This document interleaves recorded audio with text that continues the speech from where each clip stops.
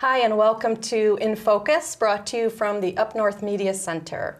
I'm your host, Kimberli Bindschatel. With me is my co-host, Anthony Weber. Also, we have a couple guests today, Brandon Everest from NMC, and also, who are you?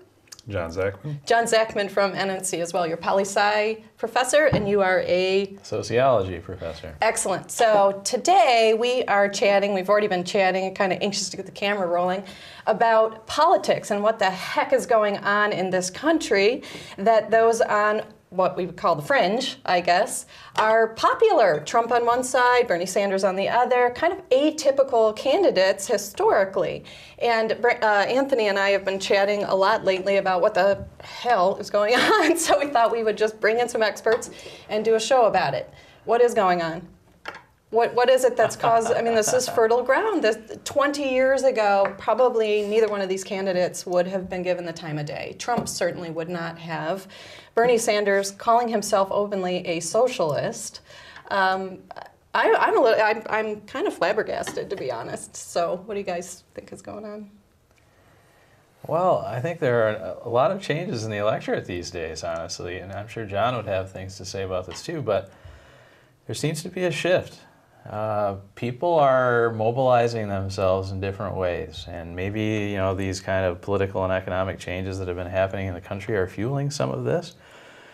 But entering into the fray seems to be a lot of folks who are interested in the political sphere in this electoral season that haven't been as interested in previous election seasons. One thing we know, we've been hearing so much about how the usual rules or laws of political gravity don't seem to be applying to this situation. You mean like the two-party system? Well, that, yes, and sort of what is acceptable and appropriate presidential talk in an electoral season, in a campaigning. But all of these rules seem to be, to some degree, being upended, and people in the chattering classes, the punditry, are sort of as flabbergasted as you are to try to make sense of this.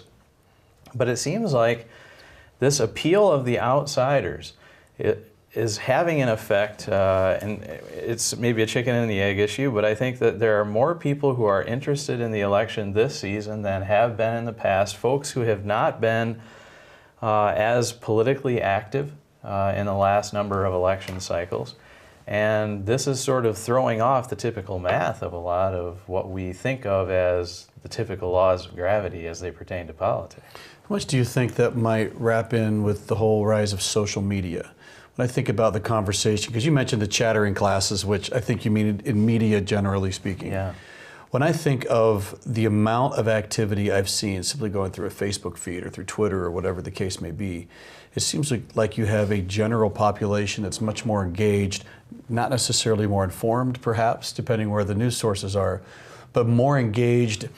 Anymore, just the whole Facebook phenomenon, if you go on and you see articles going through your feed, and even if you're not clicking on and reading them, you're getting an idea of what people are talking about. Do you think that might be part of the shift that's taking place? Well, there's no doubt that more people have been entering into social media, and that space is becoming a place that's more active, especially after the 2004 campaign and the rise of Howard Dean and his internet phenomenon. At that time, I think it was around less than 10% of especially older Americans were engaged in social media. That number has now jumped to between 2/3 and 3/4 just this many years later. Wow. The power of social media in getting the message out today is definitely more than it's been in the past. But I don't know, John, what do you think? It's interesting in terms of the question of engagement, because on the one hand, you may say they're more engaged, but would you say they're more politically engaged? That's a question, because it's as if your politics and your entertainment are somehow kind of blending in a way, and obviously that's a reference to Trump. But even just more than that, even without Trump, I think that would still be true. And so then the question becomes: in what ways are they engaged? Because getting information off of social media about candidates is very different from, let's say, reading articles in the New York Times or The Economist about policy stances. And it would be really interesting, actually, to get data in terms of, let's say, the policy knowledge that some of the voters in the primaries have, and compare that to previous years.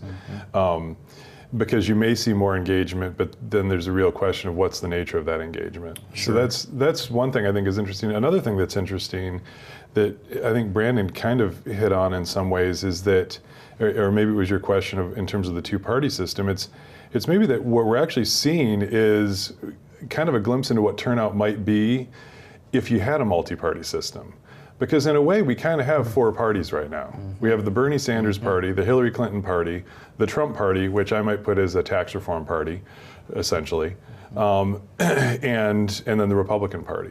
And that in fact, the turnout we see, or the mobilization, is as if you had this multiplicity of parties that really has changed the dynamics. And that's very strange to have that in a primary season. Yeah. Do you think it's possible that one of the results of this is that you see the rise of a viable third-party candidate or a lingering third party that sustains some momentum over a number of different elections?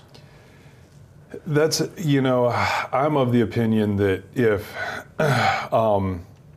I think Michael Bloomberg is a potential to jump in, and that could be a very interesting dynamic just as an observer of all of this. And I kind of feel like Bloomberg might jump in if Trump is the candidate or if Sanders is the candidate. Yeah. If any of those, because he could, in any of those scenarios, he could take the election. He's the middle guy. Yeah, I don't think he's going to jump in if Clinton is the candidate. My guess is that he's pretty closely, his policy stances are going to be pretty similar to Clinton's, not too far away.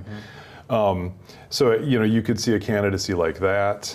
I don't think that you'll see a Trump candidacy if he doesn't get the Republican. I think at this point he's too heavily invested in the Republican nomination that he would have just gone as an independent if that was his plan for Trump. Well, I'm more interested in what's going on in our society, that these folks are even popular. And you touched on, okay, the idea that is the party system changing? Because historically there was a reason we had parties. There was the support, there was the structure and all that. And now we can go direct to a candidate. I can go right to their website and find out, or I can see them on the internet anywhere. And we didn't have that in the past, or just the recent past, but not way back.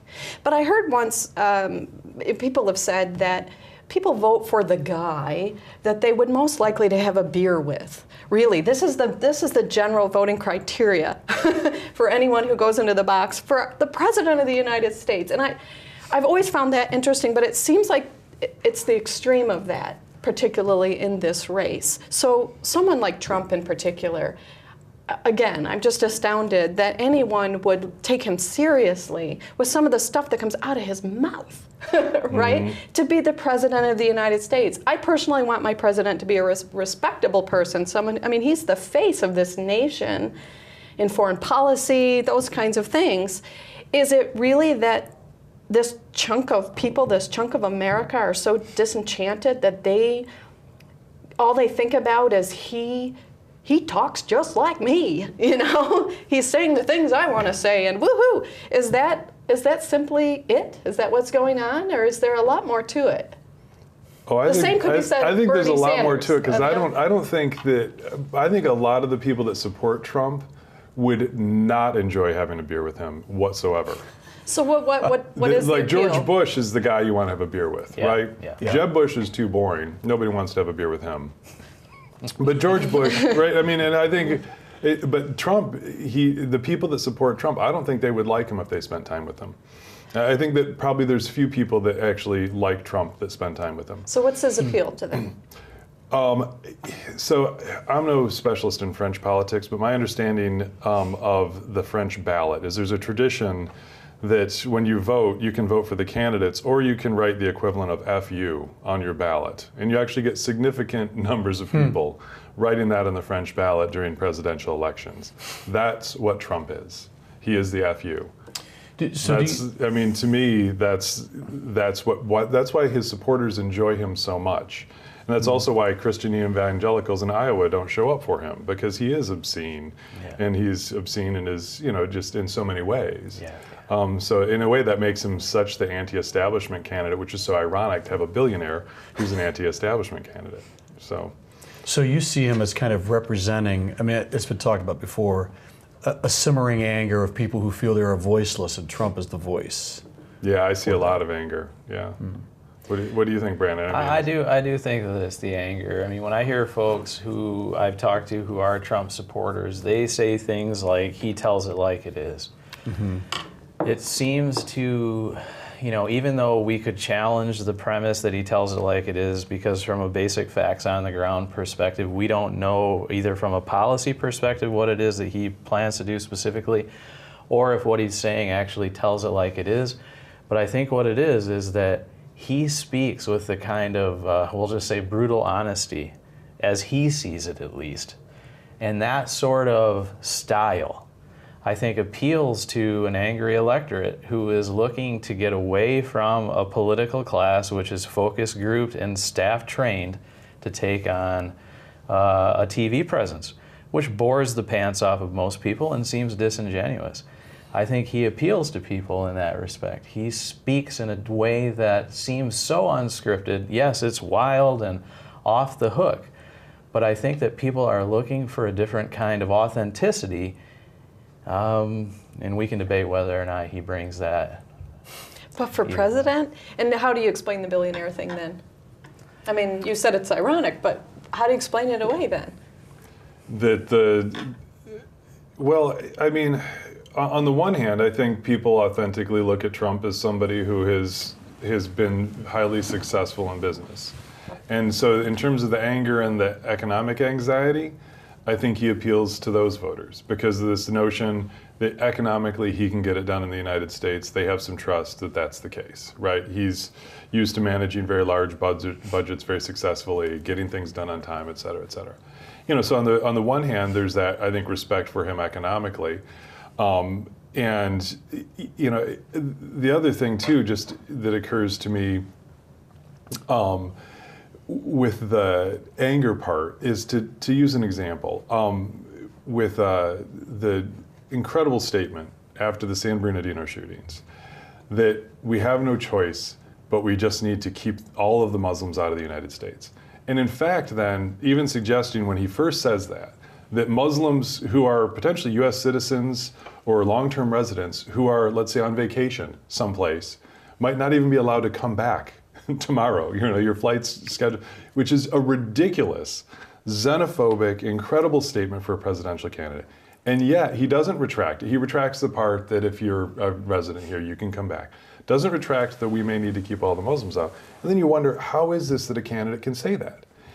And the thing that resonates, I think, with Trump supporters, where they still support him even after he says something like that, is a fundamental belief, this is our country, and people coming into our country is something we can control, and if we feel like we're in danger, then we should have control of that. And so it's not that all of his supporters are xenophobic to the extreme that seems to suggest, that statement, or that they're as racist or religiously intolerant as that suggests. In this, it gets us back to that kind of anger with the political correctness. It gets us back to an anger with a notion of lacking control over one's country, and then of course also an anti-elitist thing. And now the billionaire thing. So he's a billionaire who is not cultured, who is not right, who doesn't seem like at all like a billionaire, right? Other than that he's bragging about his money. And he's a narcissist? Right, yeah, well, yes, and that he has an ego that's appropriately sized for his money or whatever. But so anyway, so those are just some observations in terms of, because as a political scientist, it's very, I look at those statements concerning Muslims and you have to think, how do I process this? How do I process the fact that he's still popular after these types of statements? And it's interesting to start to think about how can we look at American voters and continuing to support a candidate making such statements? And I think it's actually a pretty interesting thing to think about. I wonder how much of that's connected with the idea that we live in a soundbite or a Snapchat kind of culture where you might have a candidate like Trump say something that volatile, but the next day it's a new statement and the whole news cycle shifts and there's a lot of distractibility. It's easy to go from one thing to another and next thing you know, it's been a month since he said it. It feels like distant news. You've had other things happen since then. I wonder how much the way that we disseminate information now and the quickness with which we move doesn't simply divert people's attention in ways that it didn't used to. I don't know. Do you think that's part of the dynamic? I don't know how much it plays a part in this particular situation, but definitely the sort of the beast of the 24-hour news cycle and the rapidity with which we get information can make yesterday's news seem like last year's news. I think that's going to probably apply to most situations. I'm going to challenge the notion, though, that there may not be some racism or xenophobia behind the rise of Trump, however. When we look at how the demographics behind the shifts that are taking place within the party structure, white folks, especially older white folks, who arguably are experiencing status anxieties, and also working class and low-income white folks who are also experiencing status anxieties, that this is our country. And by ours, I think that they take a relatively narrow view of precisely what that means. That this is a diversifying country, that we are sort of under threat culturally. We're experiencing economic dislocation. I think that there is a broad sense among white folks, generally speaking, and it is painting with a broad brush.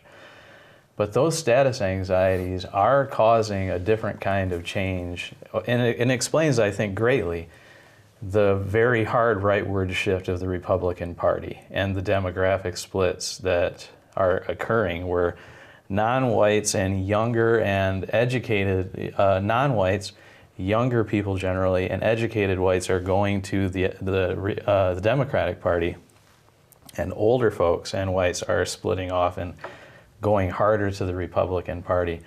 I think that there is a clash between what is seen by some as traditional values of just what America is and what it is about and who should have control of it, coupled with economic dislocations that are really creating a lot of the split, and really can explain the rise of not only Trump, but the rise of Ted Cruz as well, who by any measure is far away from the establishment lane of the Republican Party, historically speaking. I think that there is race anxiety, status anxiety, and economic dislocation that's explaining part of this shift that's taking place on the right today. So every time he opens his mouth, citizens in the United States feel one way or the other. Pretty extreme, it sounds like. I think so. But how do you then explain away when he makes a comment and he made fun of a disabled gentleman who was there, and didn't he have trouble with his arm? Or, it was yesterday's news. It wasn't today, so right. I've forgotten the details of it. But I mean, that was just a blatant. He was just an ass. I mean, that's just a blatant. I don't even know what to call it. He's standing on the podium, running for president, and just makes a funny face and makes fun of a disabled man. What? How do they forgive him for that? When Trump supporters are interviewed, there seems to be a universal response that while he's a little wild and can get off the reservation from time to time, and he's prone to saying things that maybe we even find offensive, we believe that he will take the country in the direction that we want it to go, and that he's the sort of kind of closer of deals that can make it happen. And they forgive those eccentricities. So for the sake of the bigger picture, they might even recognize that some of those things aren't good things, but they think it's something you have to accept if you want the greater good they believe Trump will bring. But I think there's a real question, though, back to this notion of engagement, is just how far Trump is going to make it. He may be bringing into the realm of greater interest in politics groups of people who have not been particularly active, politically speaking, in previous decades. He's bringing people into his fold who have not previously been too involved. But that said, I don't know that they're going to come out hard for him where the rubber meets the road. I just don't think that he's going to be able to rely on the folks who are getting into the surveys, who are being a part of interviews at his speeches. I don't know how mobilized they really are to support him. I don't know. I think that his coalition depends too much on so-called new voters that may not be particularly well mobilized. It's a sort of a loose anxiety that is going in his favor, but that may not actually result in votes in the boxes. Maybe he's fun to watch as kind of a show or entertainment and a lot of excitement, but when it comes down to the practical aspect of actually voting and supporting, it's a different thing. It strikes me as the reverse of what I felt when George Bush visited Traverse City years ago.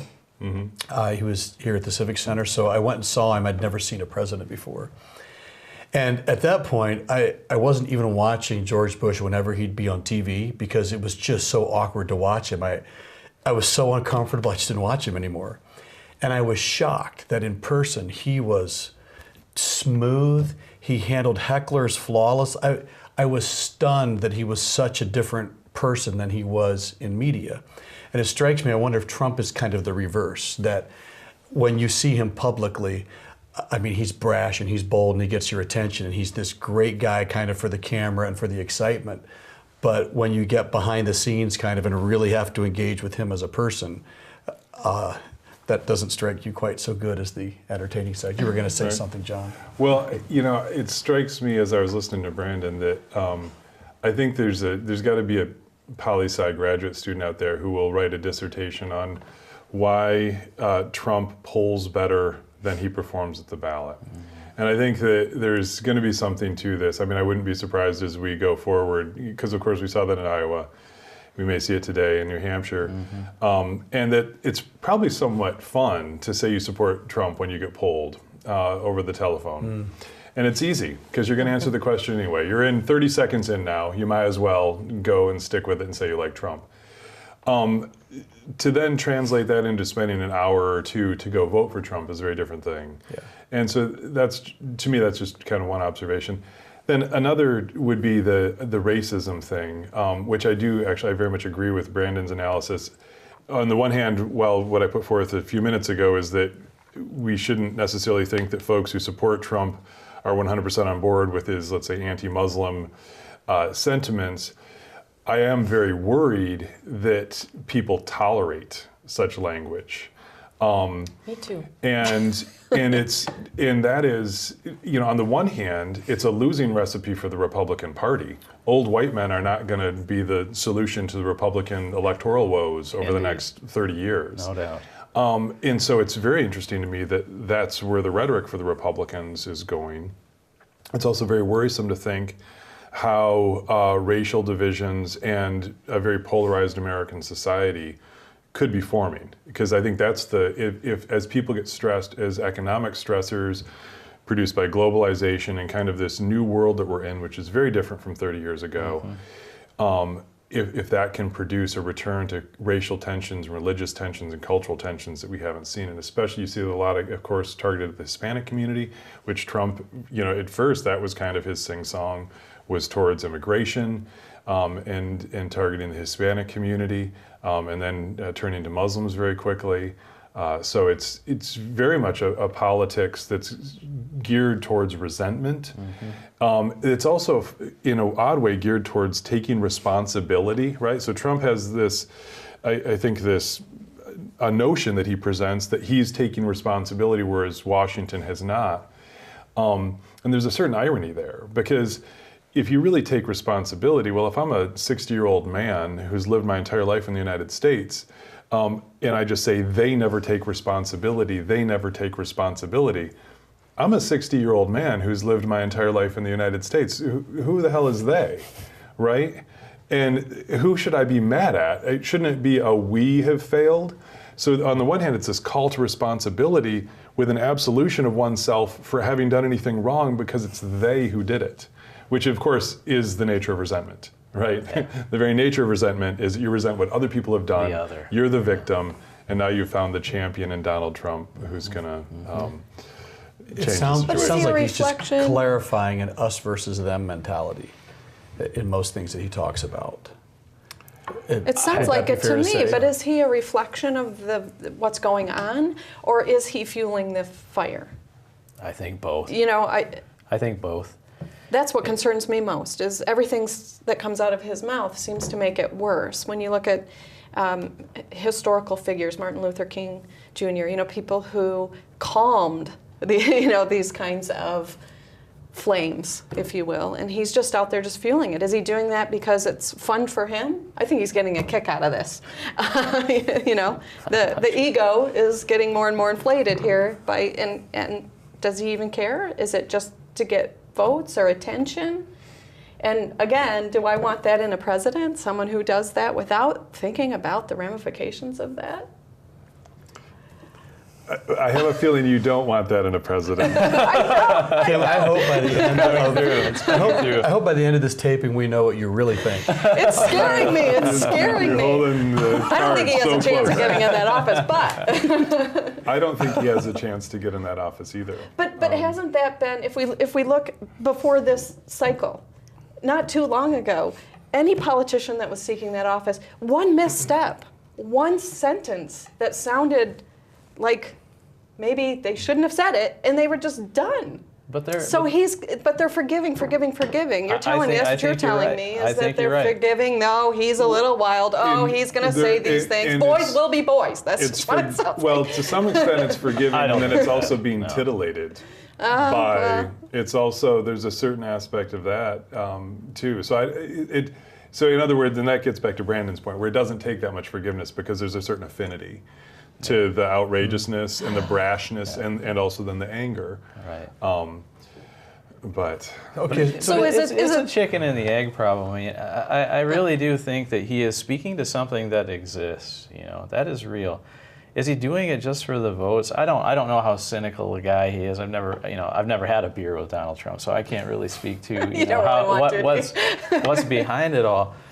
But the thing is that this is the context now. I think that to some extent, you can always rely on the notion that historical trends are great predictors for the future, that historical models are going to be good predictors for the future. But I really wonder if something has changed. And I think that behind this, too, that may be running alongside of the status anxiety that I was talking about before, is a rebellion against political correctness. That's pretty going just whole hog at this notion that we must be so careful as to not offend anyone for any reason, for anything. And when we look past it at previous election cycles, well, there was much more political correctness at play, and the notion of being rebellious against it was seen as itself politically incorrect.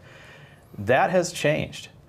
People on both the left and the right are saying that this hush-hush must be all too careful notion is something that we should check, at least. And for folks who are experiencing status anxiety, who may also have xenophobic tendencies, political correctness is something to be rebelled against, not just simply excused. So if you were advising Hillary, would you tell her to take a little more free rein? And I don't think she's trying to appeal to that electorate exactly, so I would say no. That's right. Her coalition is a different coalition. Her coalition that is she's different. putting together. Yeah. But doesn't she have to get that middle? What's going on in the middle? But those Not folks this. aren't in the middle. No. Those folks are on Good, the they right. can stay Yeah. over on that side then? Yeah. So here's another dynamic then in the Republican side. Then I want us to be sure we get to talking about Sanders too. I want to talk about Cruz the and other rise people. of Sanders. Yeah. Here you've got Trump, who as part of his early salvos had a lot to do with immigration, particularly the border between the United States and Mexico. Then you've got Cruz and Rubio, two Hispanic candidates who are running very strongly right behind him within the same party. It strikes me that there's real tension within the party when you're at least polling front runner, and it will be interesting to see what happens in the next couple states. When your polling front runner took such a hard line on that, and yet the people who are right behind him are the very people he was kind of targeting and setting to the side. That I don't quite know what to do with that. It seems to me like there's an inherent clash taking place within the Republican Party. Any thoughts on that? I think that there's a clash, but it's not among the people who are in the top three. It's not really, I mean, the clash between Donald Trump and Ted Cruz is not so extreme. It's only becoming more clashing as we come closer to these different states' caucuses and primaries, where they have to begin to distinguish themselves. But don't forget, Donald Trump and Ted Cruz were arm in arm for the majority of the primary season. So, and there's not a heck of a lot of difference between them, except for on possibly social issues, where Trump is going to take a little bit more moderate view on some of those than, say, Cruz would. But when we get beyond Trump and Cruz, the folks who are in the third place position, and I mean, certainly by the time we get to the fourth place position, they're almost non-contenders at this point. Now, how it plays out in the future states is going to be interesting to see how that plays. But as we head south, do we find more interest in this divisive language of Trump and Cruz? Will that play harder in the South? I don't know. But I think I don't know what the clash isn't among the front runners. The clash is between the front runners and the establishment lane of the Republican Party, which has historically been more moderate. But as we know, as we've already talked about, over the last 20 to 30 years, the Republican Party has shifted hard to the right, as certainly its base has. And they're looking for something different. Jeb Bush is a boring, wet blanket who doesn't get them. And Marco Rubio is fine. He's young and he's energetic, but he seems like a focus grouped person who only has a handful of things to say. That is not grabbing the Republican electorate today at all. Yeah. I think Rubio is an interesting one because I really feel like he's going to have a difficult time if he becomes something of a front runner. He's not as articulate. Ted Cruz is a much smarter guy than Marco Rubio. I agree. And can handle himself in a variety of situations. And Trump, of course, has his own unique intelligence that allows him to function highly in this environment. That's a nice way.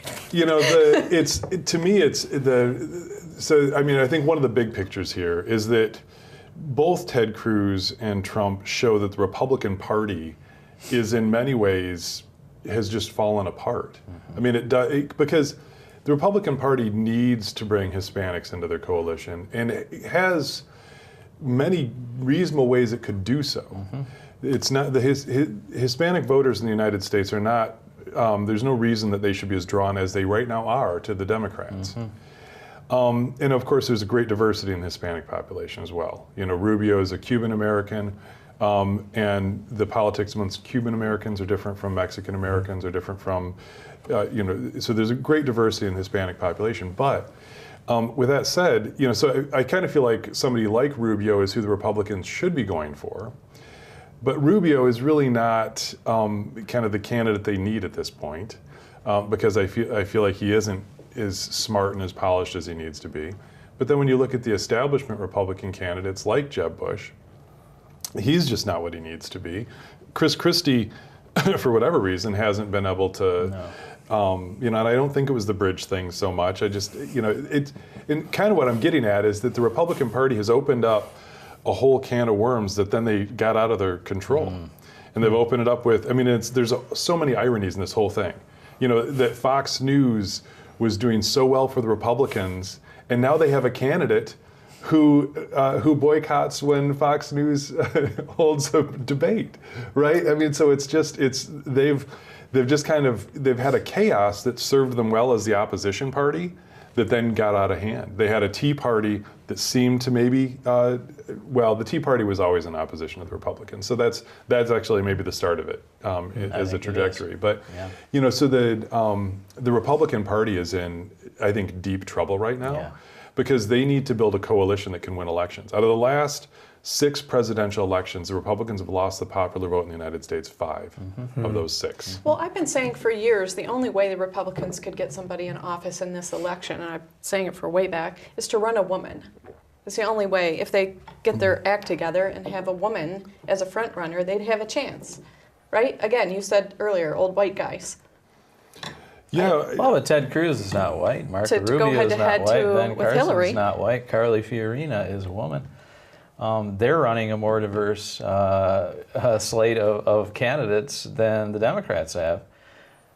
I think it's that their message isn't on point for the broader electorate, which is diversifying.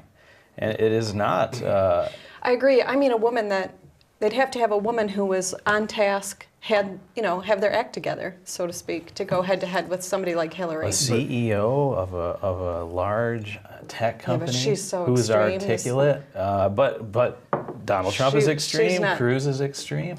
Even Marco Rubio is fairly extreme and to the right of the establishment of the Republican Party. For some reason, those other voices are not speaking to the base of the Republican Party today. And because that coalition has shifted so far to the right, and it's really appealing to a narrowing swath of white people, generally speaking, who in the long term, from a demographic change perspective, will not win, will not be a winning coalition for that party. So you might have said this, but just to clarify, is your opinion that the Tea Party has in essence hijacked what the Republican Party is doing, and now the extremist things that you see, or even the extreme in one area, and kind of the breaking apart of a unified voice has to do with a lot of political clout that's wielded by a group that may not represent the base, but is nonetheless strong enough that it's altering the conversation? I don't want to put words in your mouth, but is that kind of where we've been going with this? And they're titillating. I think the Tea Party, to John's point, was a good start to this process. You know, I mean, that probably helped to begin this, or was the first manifestation of that shift to the right. But Donald Trump's voters are generally not Tea Partiers, and it's important to distinguish that. They are folks who have not traditionally been involved in politics. That's why, you know, the evangelical presence within the Republican Party, they're not going for Trump, they're going for Cruz. Hard for Cruz. That's why he won Iowa. You know, the evangelical vote in the Iowa caucuses among the Republican base there is very much a part of that moral wing, we'll say, of the Republican Party. But this is a different deal. He's bringing people into the fold who have not been a part in quite the same way. And I think the Tea Party did definitely create the big schism that created an opening wide enough, to allow Donald Trump to come in. But in the end, Trump supporters are a different ilk. It's not the same as what the folks that are going for Cruz. What about the other two parties? We're talking about the four-party system here. Yeah. Let's go back to the other two parties, the Bernie Sanders, Hillary Clinton parties. Sure. I don't know which one is Hillary Clinton the Democrat, and Clinton's Bernie's the Democrat, definitely the other. Bernie is the social democrat. Okay, Yeah. all right. Yeah. So where did Bernie Sanders come from? We've been talking about kind of what's fueling the rise of Trump, which was unexpected. What's been fueling the rise of Bernie? Well, first of all, I have to say I was born in Burlington, Vermont, so I have a certain connection with Bernie Sanders. And while I only lived in Vermont for maybe less than a year, I feel like it's in my blood. So Bernie Sanders is a fascinating candidate. Because when he declared his candidacy as a political scientist, I thought, well, this is interesting. You know, this will be fun, and it'll bring some things to the conversation that wouldn't be there otherwise. I didn't anticipate the total lack of other qualified Democrats that I think is rather unhealthy for the Democratic Party. So I think that Joe Biden should have run if for no other reason, and I know that Joe Biden had a lot going on that made it so that running was not a good choice for him, but you know, he should have run even just as a public service to have other more moderate candidates involved in the Democratic side. But at any rate, so you really just had, you know, O'Malley never really got things going. Yeah, right, exactly. And then a candidate like Lincoln Chafee, I remember the early debates, just watching that thinking, whoa. Who told him he's presidential? Because they were lying. Somebody light a fire under that guy. Right. Was O'Malley, did he get like 6 votes in Iowa or something? There was a I believe it was, yes, right, because of how they do their 1,400. He got, I believe, about 6. So really interesting in terms of the rise of Sanders. To me, it's fascinating. I mean, one thing that you can say about Clinton is that while she's had a ton of experience, a lot of folks that are disgruntled with politics have no interest in Clinton. Yeah. And she's a much stronger candidate than Jeb Bush, right? Jeb Bush has very specific weaknesses as a person. Yeah. And in fact, those weaknesses are not necessarily weaknesses that would create bad policy, right? They're weaknesses that create a bad candidate. Right. Clinton is a very polished candidate, but in fact, that's of course one of the, if you're disenchanted with Washington, what she looks like is the face of moderate Washington. Yeah. More so than any other candidate. Yeah. Right. You know, the thing is, from a qualification standpoint, there might be only the founders might be more qualified than Hillary Clinton when we actually look at the CV or the resume of a candidate. She's probably the most qualified person running in a number of election cycles. That's interesting that she's not gaining traction, and it speaks to this disenchantment with the establishment overall. One thing that I think that's been happening too, right, we've been talking about this rightward shift of the Republican Party over the last number of decades, and that's a very real thing.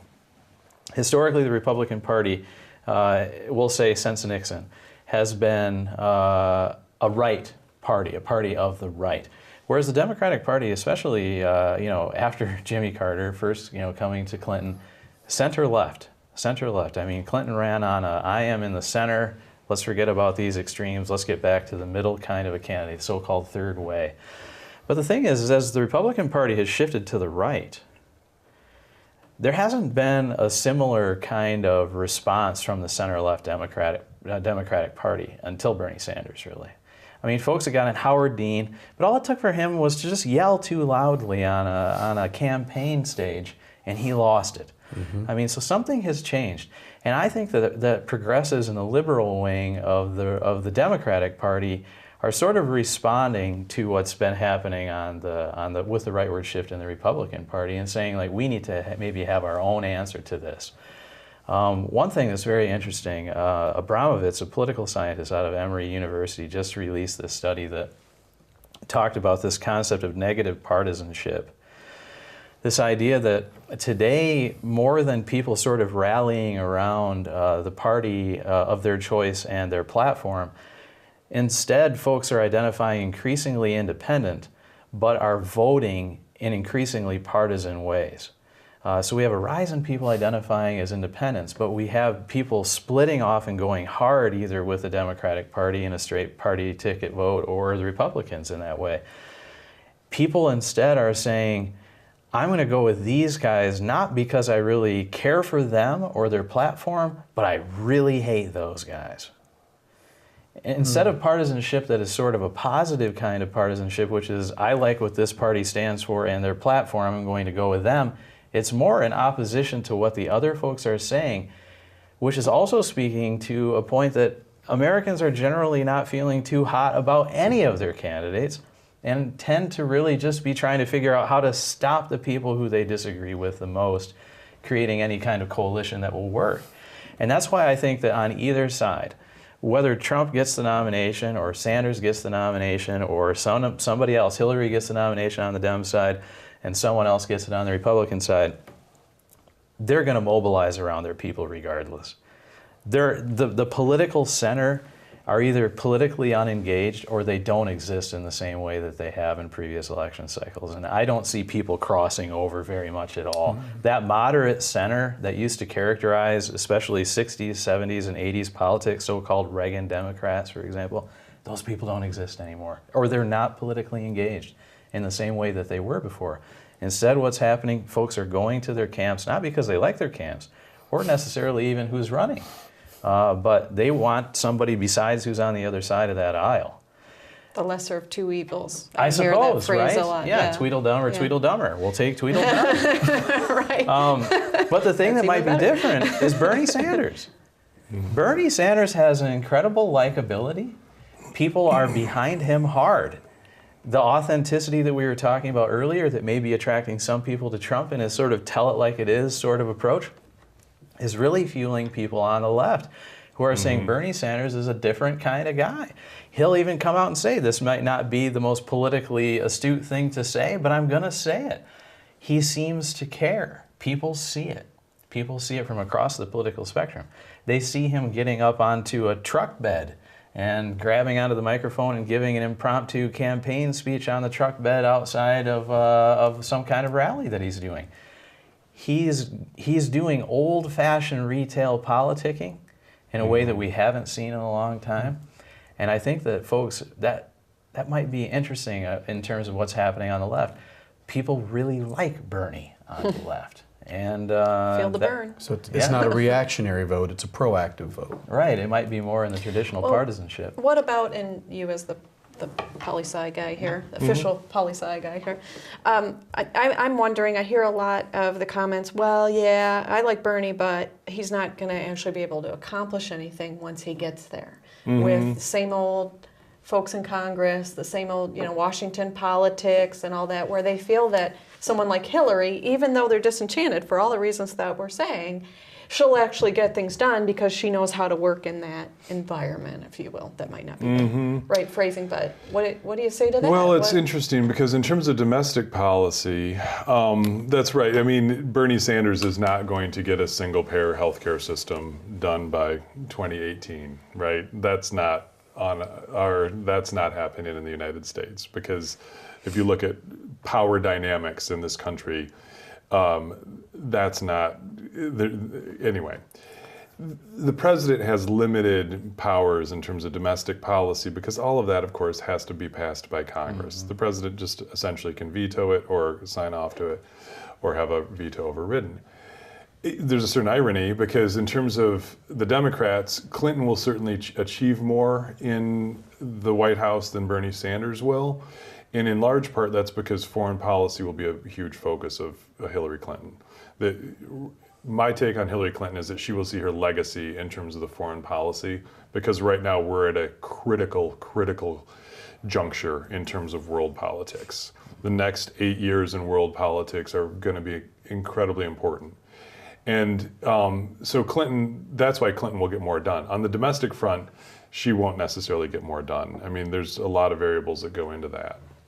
But, back to Brandon's point in terms of I think Bernie Sanders is the perfect candidate to rise up on the far left or at least moderate left of the, it's not like he's a communist or anything like this. I mean, he's a social democrat. I mean, essentially his policies, he wants more redistribution of wealth, the higher minimum wage, something that looks a little more European among industrialized states. And young voters really like this.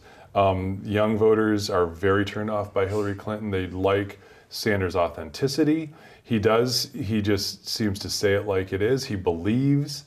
He's a nice guy. I mean, he's just, even though it's so funny because he's 74 and yet he connects with 19-year-olds right. really well. Yeah.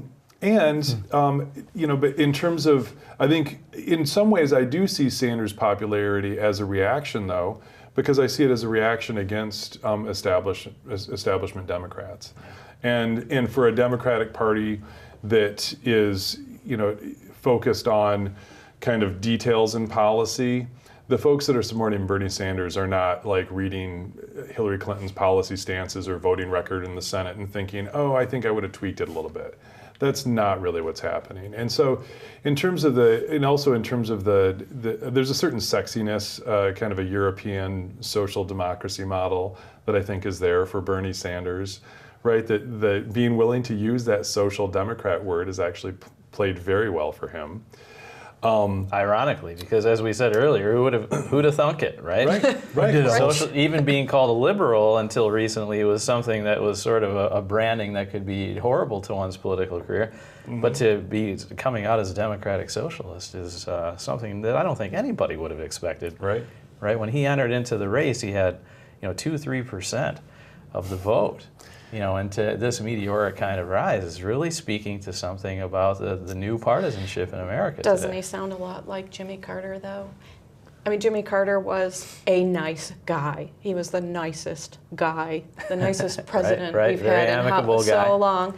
But yet, historically, people would say he wasn't a very effective president, that he was actually a pretty big failure as a president, right? Is that kind of like the common assessment there? And I think people who remember Jimmy Carter might look at Bernie Sanders and say this is foreign policy issues that Jimmy Carter fell under, right? Well, and who lost in his reelection bid like nobody loses. That's right. Yeah, and whose foreign policy was a catastrophe, despite the fact that Jimmy Carter was a very smart man, a very smart president. But raw intelligence doesn't necessarily make you a good president. Bill Clinton was also a very smart president, but he had a political sense to him I think that's the risk of Sanders is, when you look at, the parallel that I draw to Carter isn't so much in the politics with Bernie Sanders, but it's the difference between the idealist and the realist in politics, And right now, I think Americans want an idealist. They do. They want somebody who is going to be able to bring a principled approach, who may not have exactly a sense of down to every jot and tittle of how, from a policy standpoint, something will get done. But the thing is that we know that when people don't have a realist view and take the world on as it is, America can suffer from that. And so while we can get strong behind the ideas of a Trump or a Cruz or a Sanders, and for very different reasons, when it comes down to the actual governance of it, will they be able to see the world as it is, or are they going to see it as the way that they would like it to be? And that might have been what really hurt Carter more than anything else, is that he believed in peace now, which is something that anybody would think is a laudable goal, but it wasn't realistic in the Middle East at that time and isn't realistic today. Well, I guess we'll see come November. Is it that? How far off is it? Well, come November, we'll see a lot this spring. Between now and then, and we're going to see what happens. This whole discussion will be changing in real time as we see what happens. Who knows what's going to happen in the Republican Party? It's obviously clear what's going to happen in the Democratic Party in terms of a Trump or a Sanders-Clinton battle. But well, we got to wrap it up, More to but come. I like leaving it on that note. Is it idealism or realism? Sounds like that's what we kind of summed up here. Which one's appealing, one we need? Which is it? To echo what Brandon said, I would say that American voters are looking for someone they can believe in. And I think that's a common tie between Sanders, Trump, Ted Cruz. I think that's why Clinton is struggling, right? And I think that's why Kasich is struggling and Jeb Bush are struggling. The ones that are doing well are candidates that are pitching something that has a certain belief system to it. That's really pretty idealistic, and I would also maybe say somewhat naive in terms of kind of a real hard-nosed politics. We got to That leave is it at what that. moves people. I'm going to throw in one more thing.